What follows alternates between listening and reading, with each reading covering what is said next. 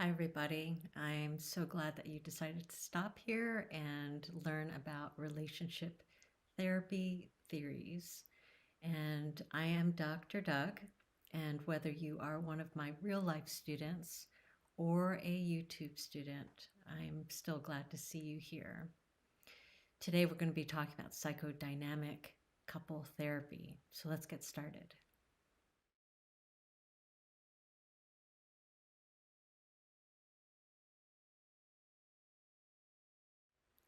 This is one of my just standard slides that I use at the beginning of these lectures just to give a bit of a disclaimer about not using the term couple therapy or marital therapy, although that may be the terms that you're maybe the most familiar with.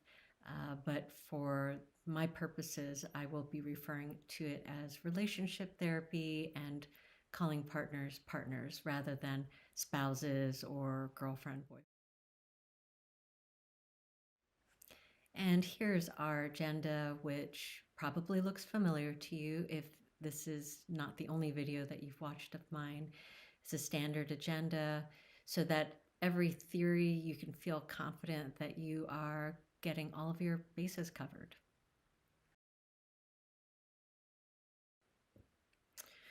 When we're looking at psychodynamic theory, for today, I'm not going to go too deep into psychodynamic theory itself, all by itself, separate from couple therapy, because that can sort of be just an enormous lecture all by itself. However, I do want you to know some basics just so that the couple therapy part makes sense. So when we are looking at couple therapy, psychodynamic theory, a lot of times people will just think about Freud. And I think, with movies or with whatever popular media, everyone has heard of Freud and sort of some of the basic concepts but when we're looking at psychodynamic theory, it actually is much more complex and has gone way beyond just the work of Freud. So, one of the major theorists is Otto Kernberg, who did work around the idea of splitting, where our internal representation of ourself, of people, of the world can sometimes split into all good or all bad. And as we developmentally mature, the hope is that rather than perceiving ourselves or other people in either of those extreme camps, that we will instead get to this moderate place where people are just good enough. And it is not a matter of, oh, I'm just horrible or, oh, I'm the best, but I'm doing pretty good and you're okay. Uh, so that would be sort of the goal of developmental maturity. So Kernberg talked about, in terms of this idea of splitting, he was saying that for some people, there may be these borderline constructs, basically, where if you have these borderline type of tendencies, it may be that you are trying to protect the all good part of yourself and of other people. And the all bad part is so bad and so scary that you try to keep that locked away. But then when things happen, which are disappointing, which sort of put uh, like a mar into that idea of all good, you know, someone has disappointed me, someone has made me angry, I have disappointed myself, then all of a sudden the gates are just open to that all bad part. And then you see the person will become very reactive and maybe shift very quickly from being very enamored or very happy or very satisfied to all of a sudden very, very much not satisfied. Because now it is like, oh, now we're in the all bad place. And so they shift in order to sort of adapt to that new situation. Another aspect of splitting rather than just borderline, there's also this other component called the narcissistic structures. And what that is saying is it's also the same idea of splitting, where the person will try to protect their all good part. So they put their all good part out there, out in front. That's the part that they show the world. And they are so incredibly reliant on other people to reflect that back to them as evidence that, oh, I am indeed all good. But when other people do things that indicate that, oh, I'm seeing something other than just all good from you, then all of a sudden, again, you'll sort of get this big reaction where now they are suddenly terrified that maybe they aren't all good and maybe, in fact, they're all bad. And then they will oftentimes become angry or frustrated or somehow a bad reaction towards you for making me feel that way, sort of making me feel like I'm an all bad person. So those are sort of the idea of splitting, like very simplified.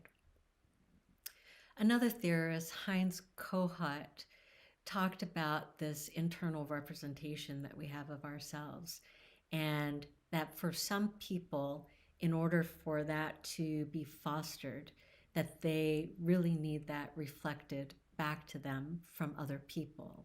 And so oftentimes those types of folks will need lots of affirmation from other people, and that without that affirmation, then I start to question, like, how good of a person am I, how valuable, how much am I appreciated.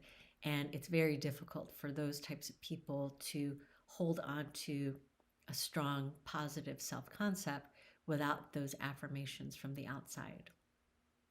And then the final theorist who was a major player in psychodynamic theory is Margaret Mahler, who did a tremendous amount of work around developmental stages. And so what are the things that happen, that ideally will happen during those first several years of life, that will lay the foundation for how we are as adults? And so it is during those first several years that we learn to trust others, trust ourselves, trust the world, sort of feel confident, feel like we can go out and explore, and we get our basic needs met so that we can sort of fulfill our greatest potential.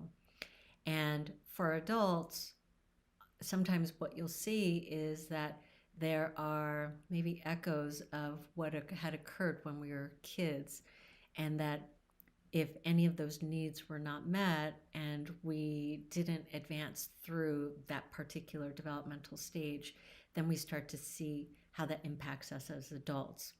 And for the purposes of today, we'll see that not only Margaret Mahler's work, but the other theorists, that those needs, those desires, those drives, those reactions to others play a major part when it comes to working with relationships, working in relationship theory.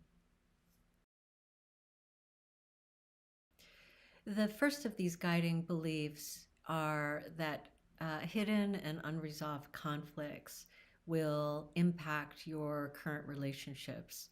And those are conflicts that had occurred in the past, and we'll hear more about that. The second point about insight into the unconscious, with that insight, if clients can build that insight, then they can use that in order to solve their own problems within the relationships and to develop and continue to grow. The third of these points is that partners choose each other for a reason. So psychodynamic theory would say that there are one of maybe three possible reasons why you would choose the partners that you choose. One of them may be that that person somehow represents a person that you lost, whether that is like literally, you no longer have a relationship with this person, or that there was some relationship where there was a rift, or you just were never as close to them as you wanted to be, or there was some kind of problem, some kind of unresolved conflict. And so you choose a partner who somehow will help you right that wrong from the past. And there are multiple reasons why that might happen, and we won't go into that right now. The the second reason that we might choose a partner is because the partner represents something that we are actually quite proud about in ourselves. But for some reason, it's not okay for us to sort of really revel in that. And so instead, we pick a partner who embodies that strength or that thing that we're proud of, and we can instead sort of indicate pride in them. And the third reason why we might pick a particular type of partner would be that the partner represents something in ourselves that we're actually quite ashamed of. And if we can sort of fix it in the other person, then it will, in our minds, fix it within ourselves. I thought that this slide is helpful because it provides a pretty good overview of why it would even be helpful to use psychodynamic theory with relationship clients. The first part of this quote is talking about how when we're conceptualizing these cases, that the difficulties that are happening in the relationship that we are treating, that instead of attributing that to flaws in the people or flaws in the way that the two of you or however many people are in the relationship, the way that the partners are carrying on the relationship, that it's not really that there's no blame to be laid, but rather that the difficulties that the relationships are having are traced back to unresolved conflicts from the past. And so, if we can build the insight, if we can change the expectations, if we can sort of make the hidden unhidden and help people to become just much more aware and intentional, that can then have a much more positive impact on these relationships. The process of psychodynamic theory, when we're using it with relationships, you see that there are 5 points here. And the one is that sessions are unstructured. So does that mean like Wild West? No, it doesn't mean Wild West. Uh, what that basically means is, that contrary to like Bowen theory, which is the video that I had done just prior to this one, where clients will bring an agenda in, you usually don't have an agenda when it comes to psychodynamic theory. But instead, you are working with what the clients are bringing you for that particular session. The length of the treatment will just go as long as it needs to, whether that is a couple of sessions or a couple dozen sessions or more. It will be done when it's done. And that will be directed by either the clients or the provider, and having some kind of conversation of trying to determine whether it is time to end or not. In psychodynamic theory, with relationships, usually you will see the partners together, although there may be situations where it would be helpful to see the individuals. You may have a sense that one of the partners doesn't feel comfortable talking extensively about something. And so you notice in session that they are like very closed mouthed about certain topics, or that you get the sense that something is just not being said. And so it may be that you suggest that you have sessions with just the individuals, or like oftentimes what I'll do is I'll say, like, can we do 20 minutes and 20 minutes with each of you? And then we'll come back together and talk about what was talked about in those individual sessions. And so in that way, you have an opportunity to meet with them as individuals, but you are still holding on to the energy of it being relationship therapy rather than individual. This third point about the therapy being relational and emotional. So, if you had watched the video on Bowen, you can sort of imagine that in a Bowen session, things are very heady, intellectual, rational. And in psychodynamic therapy, that is definitely not the case. So, people are very emotional, arguments will break out, emotions will run high. And you are using that to an extent in treatment, and you are also managing it, which we'll talk about later when we talk about the role that the therapist plays.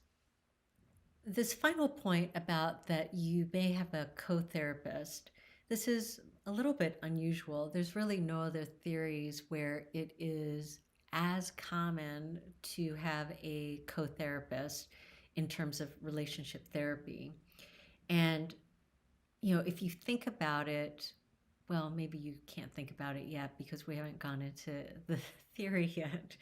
Uh, but what you will learn is that because of the nature of what is discussed in these sessions, that it can be very triggering for a therapist.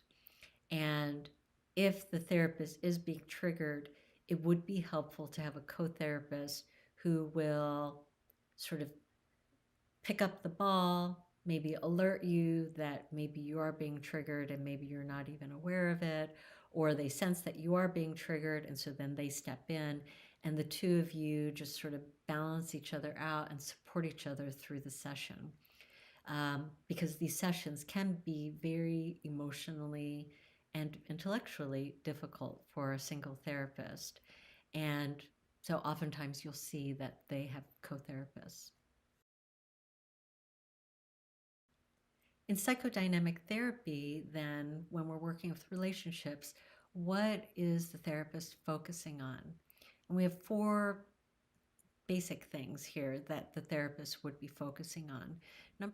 So the first of these is underlying issues. And so what do we mean by that? We're looking at what is happening, what has happened in the past, and how does that need to be managed today? And so we are exploring patterns. We are looking at what kinds of behaviors have happened, helping the clients, to accept ambivalence, to understand why they are acting the way that they act. And we are trying to identify patterns rather than casting blame on anybody. As I sort of mentioned, I think just a few minutes ago, that we are not blaming, but instead looking at, like, how did these things come to be today? And we sort of trace it to something that has happened in the past. And another part of this underlying issues is helping the clients to understand what their needs are and how they can actually get those met. The second focus for the therapist is transference. And transference is when clients will transfer the feelings that they have toward a third party onto the therapist. So let's think of an example. Let's say that I have lots of resentment against my mother because she will often cut me off when I'm trying to talk. And so as a result, I feel like she doesn't really care what I'm saying. She's not really listening to me. I have very little value in her eyes. And so in session, maybe the therapist cuts me off very innocently, and all of a sudden the client will sort of really have a big emotional reaction, much bigger than you would think would be called for by this sort of small thing that's happened. And so the reason why that emotion is so big is because they are transferring feelings about the mother or whoever it was onto the therapist. And what can then happen in response is called countertransference, where sort of you have transferred this onto me, and then me, because of my past, something comes up, I'm triggered, and then I sort of have this countertransference where I am now having this big emotional reaction to your reaction. So I've taken it personally because something has been triggered within me. And this transference countertransference is actually an enormous tool in psychodynamic theory. And therapists will all experience countertransference. And the trick is, do you know yourself well enough to recognize when that countertransference is happening? And when it does, do you have enough knowledge and experience and insight to understand why that's happening? And what can that tell you about what is actually happening with the client?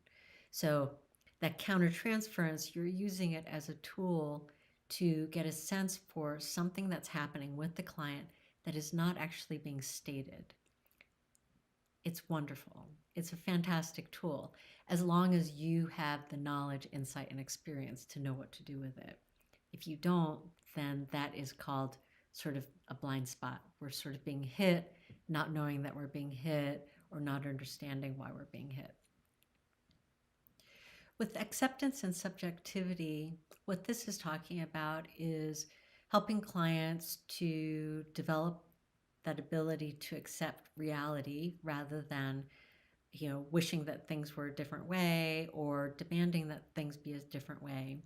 So accepting that this is reality, and that's sort of a starting place for how we can process.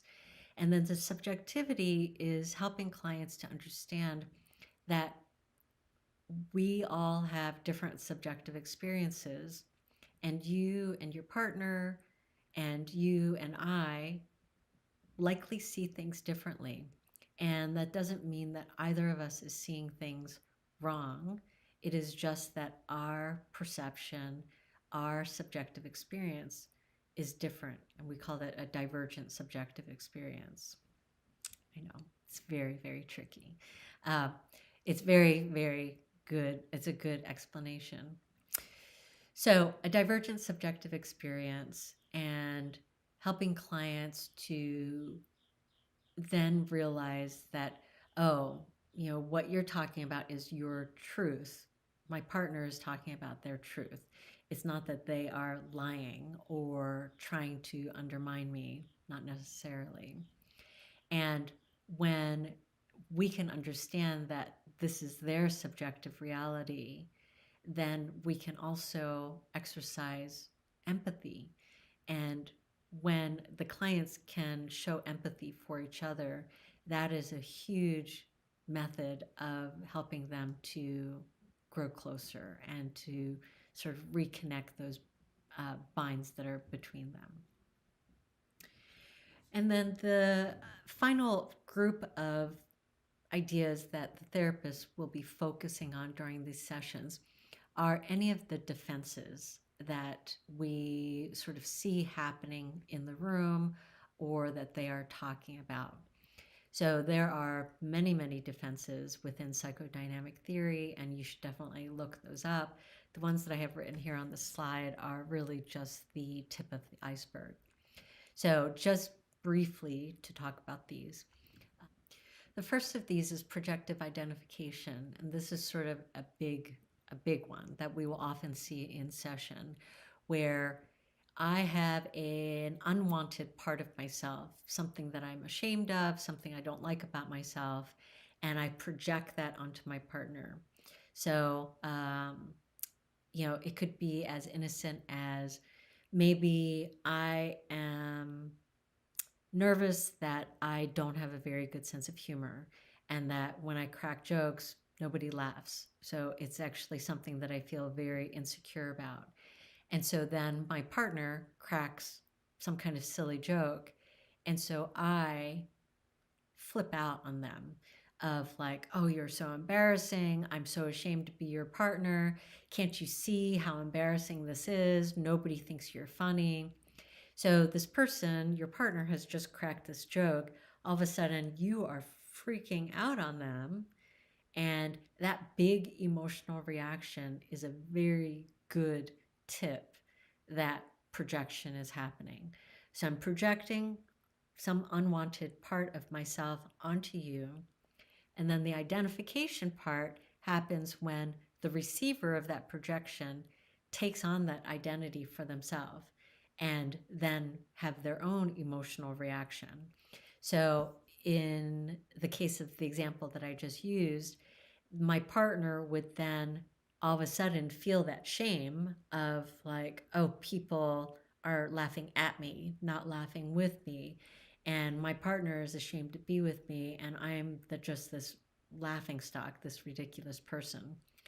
And so, in that state of shame and frustration, my partner then verbally lashes out at me, and now we're in a full blown fight, which has started because my partner cracked a joke.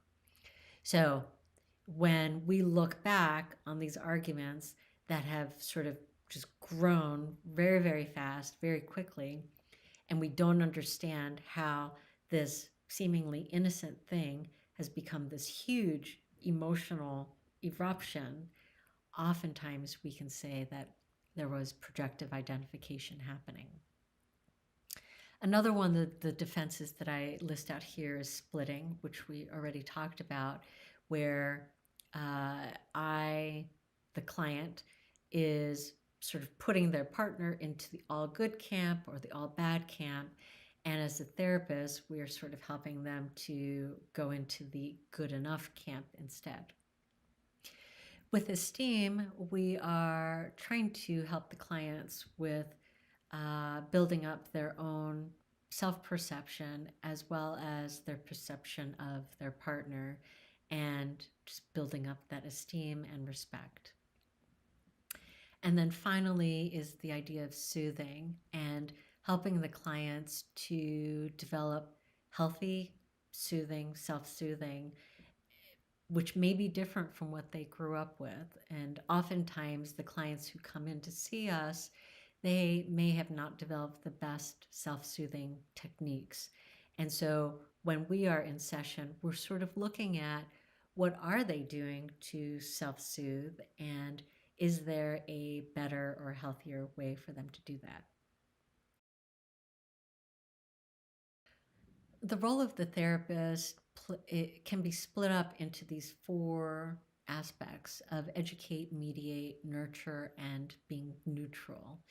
And so with educate, what we're talking about is that the therapist is explaining the concepts, the systemic concepts, the psychodynamic concepts. The therapist is also educating the clients on the patterns that they're seeing, the behavioral patterns between, as well as the connections that the therapist is drawing between things that have happened in the past and how they are playing out in the present. The second of these is mediate. And what this says is that, clients are going to have high emotions, they're going to have disagreements, and our role is to make sure that both people, that all of the clients are feeling heard and understood and empathized with, and that the immediate concerns are being addressed. We're not just shutting that down and telling them to stop talking about this thing. However, this third component of nurture immediately comes in, where we, as the therapist, need to make sure that we have created a safe space for the clients. And so in mediating these high emotions, these disagreements, that the clients still need to feel like the therapist has a handle on what's going on, and that things have not gotten out of control.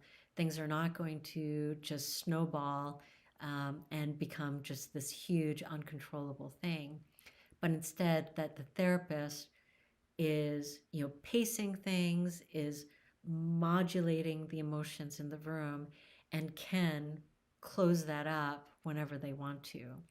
And so in that way, the clients can feel safe to express whatever emotions that they want to express, knowing that the therapist will take care of them while they're in the room. And this last aspect of neutrality, this is not saying that you are this cold, unfeeling creature in the room. It, you know, this idea of being the nurturer sort of goes right against that. So the clients should feel like you care and that you are interested, that you are invested, all of that. However, that you are neutral in terms of I'm not biased against any of the clients, and that I'm holding all of the clients in equal esteem, and that sort of there is, I've created a blank slate for them to be able to project onto. So if I am disclosing too much about myself, if I am talking too much about my own history or my own thoughts or emotions, that it becomes harder and harder for the clients to project onto me. It becomes harder for there to be transference and countertransference happening. And as we've already discussed, those are sort of really important tools that we need to be able to use in psychodynamic theory. So we want to establish enough of a neutrality, enough of a blank slate, so that the clients can project and transfer onto us. These are the common interventions that you'll see in psychodynamic relationship therapy. So, the first of these being interpretations of unconscious processes. So, if there's projection happening, if there's transference, countertransference, if we see these relationship patterns, if we are getting clues about unresolved conflicts from the past, that we are the one who is helping to interpret, put meaning onto that, and sharing that with the clients and processing that with them. So, right along with that would be educating them about the unresolved, the hidden conflicts that we are seeing and that we are sensing, and letting them know, like, what does that mean? Where did that come from? What is the connection to the past? This third point is then, we've sort of talked about the past, how it's affecting the present, what are the patterns, and now we help them to separate those where the past no longer has such a strong hold on the present, and instead we can create the separation. And then the final point is helping the clients to develop the skills to meet the needs that we've helped them to identify. And whether that is, doing something on your own to meet those needs, or skillfully and in a healthy way, asking your partner to help you meet those needs. The goals of psychodynamic therapy are really sort of can be generally categorized under these three categories of individual, patterns, and needs. So needs is what we were just talking about, being able to identify those needs and have the skills to address those needs. So that would be one set of goals. The second set of goals is this idea of patterns, of helping the couple to be able to recognize the patterns that are happening and understanding what the connection is between the past and the present, how that is playing out between us, and what we can do to intentionally separate the past and the present. So that would be a second set of goals. And then that other set of goals is about the individual. And this is hitting upon just the right amount of differentiation where there is an I, there is a we, and there is a healthy balance between those where there is not an excessive amount of reactivity to the other person, because I have developed enough of a differentiation and I have developed insight and awareness and acceptance, and that allows me to be very secure in who I am, and that allows my partner to also have their own thoughts and feelings about things, and for me to not take that personally. these are just some examples of thoughts that the psychodynamic therapist may be happening. And as you look through these, I'm hoping that you will recognize that the these are the questions that the therapist would be asking themselves in order to help move the client towards those goals of either that individual growth, understanding patterns, understanding and getting the needs met. And all of these questions that you would be asking yourself would be helping to determine like how to guide therapy at that point. Well, we're almost at the end, so thank you so much for sticking it out. Here are your takeaways from this lecture, sort of the main points that I hope that you remember about psychodynamic therapy when it comes to relationship clients. I just really want to thank you again for watching this video, and I hope that this was helpful to you, whether you are learning this because you have to or just because you're interested. And if you would like to be notified about any future lectures that I put out, make sure that you subscribe down below. And I would greatly, greatly appreciate a like also. And you might also be interested in checking out my other channel, Creative Psychology with Dr. Doug, where I just talk about general psych topics for anybody, not just students. And of course, I hope that you and your imperfections are continuing to develop a wonderfully harmonious relationship. Until next time.